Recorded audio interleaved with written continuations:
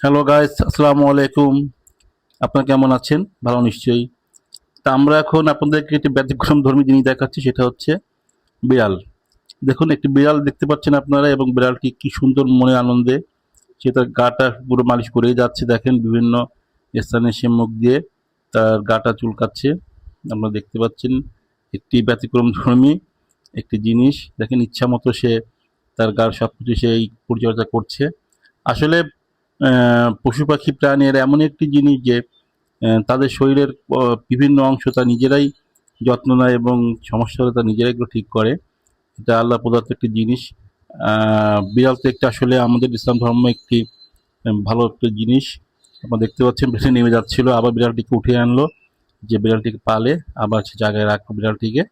আপনারা দেখছেন বিড়ালটিকে সেখানে আদর করছে, পরম আদর যত্ন স্নেহ মমতা বিড়ালটিকে সে পালে, এবং বিড়ালটিও তার খুব ভক্ত এবং সবসময় তার কাছেই থাকে। হ্যাঁ, এ দেখেন, দেখেন তার কাছে বিড়াল থাকে, এবং সে এখন হাত দিয়ে আস্তে আস্তে বিড়ালটিকে আদর করছে। তো এই হচ্ছে আমাদের একটি বিষয় যে আসলে পশুপ্রেম মানুষের মধ্যে থাকাটা খুবই জরুরি, যেটা আমাদের সমাজের প্রায় সবার ভিতরে থাকে এবং থাকাটা উচিত। তো এই পর্যন্ত কি আপনাদেরকে বলছি। আমাদের চ্যানেলটি যদি আপনার পছন্দ হয় অবশ্যই সাবস্ক্রাইব করবেন। আপনাদের অসংখ্য ধন্যবাদ।